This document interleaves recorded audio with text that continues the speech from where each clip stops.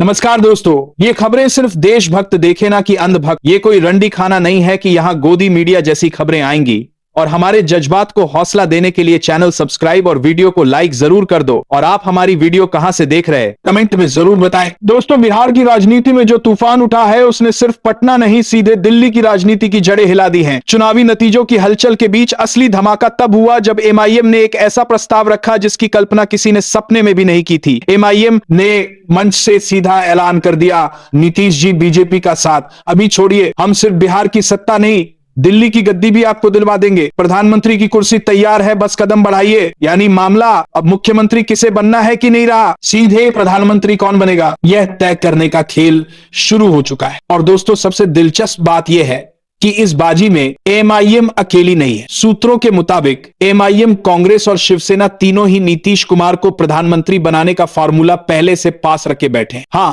आपने सही सुना, तीनों बड़ी पार्टियां नीतीश को दिल्ली भेजने के लिए तैयार हैं। बस मौका और माहौल बनते ही खेल पलट सकता है।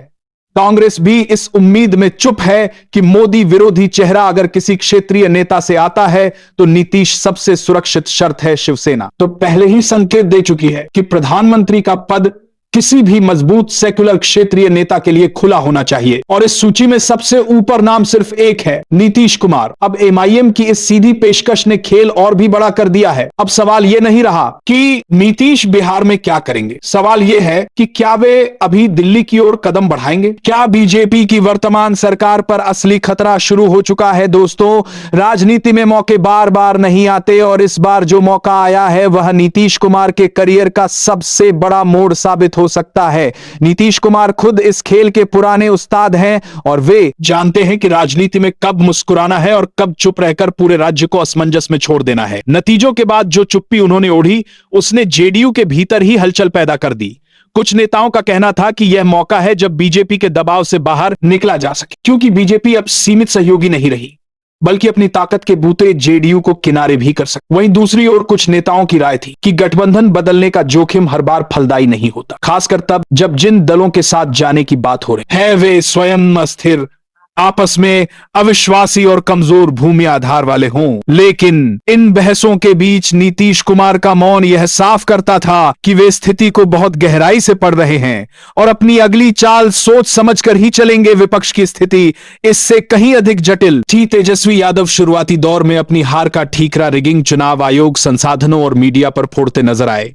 लेकिन जैसे जैसे विस्तृत मतगणना सामने आई, यह साफ होने लगा कि समस्या बाहरी नहीं बल्कि भीतर की है। जो क्षेत्र पहले आरजेडी और कांग्रेस पार्टी का मजबूत आधार हुआ करते थे, वहां इस बार एमआईएम और एनडीए की पैठ बढ़ी। यह बदलाव केवल कुछ वोटों की अदला बदली नहीं था, बल्कि एक संकेत था कि अल्पसंख्यक मतदाता अब डिफॉल्ट वोट बैंक वाली मानसिकता में बंधा नहीं रहना चाहता।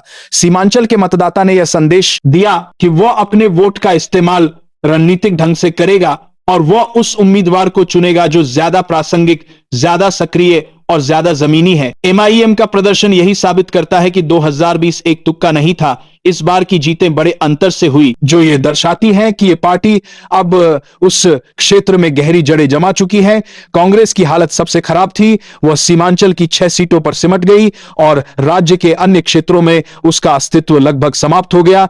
पार्टी के भीतर यह स्वीकार किया जा रहा था कि संगठन ढह चुका है, ग्राउंड वर्क गायब है और वोटर को संभालने का कोई ठोस तंत्र नहीं बचा है। आरजेडी भी अपनी सीटों में गिरावट को लेकर आंतरिक आलोचना से बच नहीं पा रही थी। कई वरिष्ठ नेताओं ने खुलकर कहा कि मुस्लिम वोटर को अपने आप मिलने वाला वोट मान लेना एक बड़ी रणनीतिक चूक है और इसका खामियाजा आने वाले वर्षों में और भी गहरा हो सकता है। ये बात भी उभर कर सामने आई कि आरजेडी ने एमआईएम के साथ गठबंधन की संभावना को खारिज कर दिया था, जिससे सीमांचल में एक समानांतर शक्ति खड़ी हो गई जिसने एनडीए को अप्रत्यक्ष लाभ दिया। बीजेपी ने इस स्थिति को बड़े चतुर तरीके से संभाला। उन्होंने किसी भी तीखी बयानबाजी से बचते हुए एक ऐसी रणनीति अपनाई जिसमें वे ना तो जेडीयू पर दबाव डाल रहे थे और ना ही किसी नए वादे की घोषणा कर रहे थे। वे शांत, व्यवस्थित थे और इस बात का इंतजार कर रहे थे कि राजनीतिक उथल पुथल के बीच नीतीश कुमार स्वयं उनके पास मजबूरी में आए। यह बीजेपी की वेट एंड वॉच नीति थी जिसने उन्हें एक सुरक्षित दूरी बनाए रखते हुए भी सबसे मजबूत स्थिति में खड़ा है।